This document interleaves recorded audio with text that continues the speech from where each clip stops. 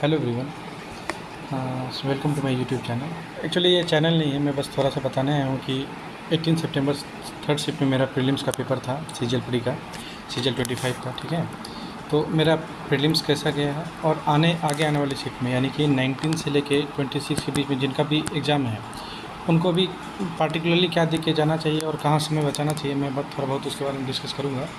तो उम्मीद है कि आपको इससे फ़ायदा मिलेगा। तो चलिए मैं शुरू करता हूँ।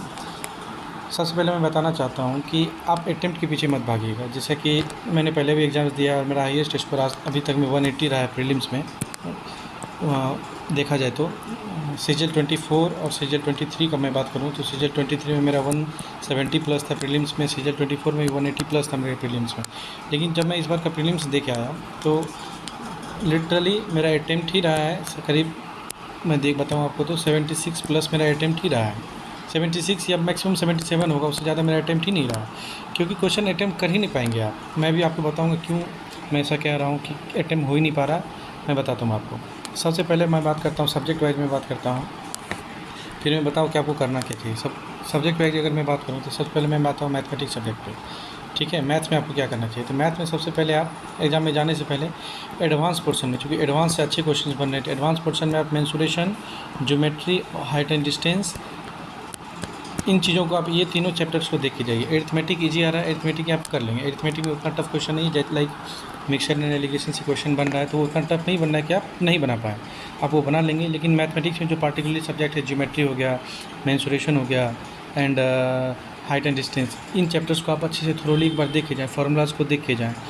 3D में भी जैसे कोन हो गया, कोन के फिर फ्रस्टम हो गया, क्वेश्चंस घुमा के दिया जा रहा है। ठीक है, तो अगर मैं कहूँ तो आप मैथ में इजीली 20 प्लस, अगर आपका मैथ्स अच्छा है और पहले आप पढ़ चुके हैं मैथ, तो आप 20 प्लस क्वेश्चंस इजीली कर लेंगे। इससे ज़्यादा क्वेश्चन करने के लिए आपको थोड़ी सी समय बचानी पड़ेगी।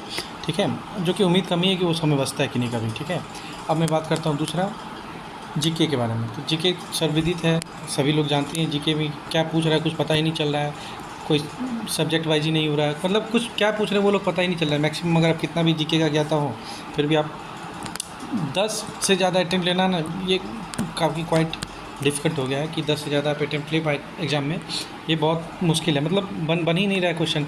एक क्वेश्चन दिया हुआ है, इस पर 3-3 4-4 स्टेटमेंट दिए जा रहे हैं। तो अब स्टेटमेंट दिए जा रहे हैं तो फिर वो भी स्टेटमेंट वन लाइनर नहीं है, लंबा स्टेटमेंट है। तो आप उसको पढ़ने में इतना सारा ज़्यादा समय चला जा रहा है कि आदमी बना ही नहीं पा रहा है। तो जीके में आप ज़्यादा नहीं, अगर जो बने सो ठीक है, जो नहीं बने तो 10 प्लस अटेम्प्ट मेरे अनुसार से, अगर आप 10 प्लस अटेम्प्ट ले पा रहे हैं तो ओके टाइप है। ठीक है, क्योंकि बन ही नहीं रहा है तो फिर बनाएंगे आप कैसे। फिर मैं आता हूँ आपका थर्ड सब्जेक्ट इंग्लिश पे।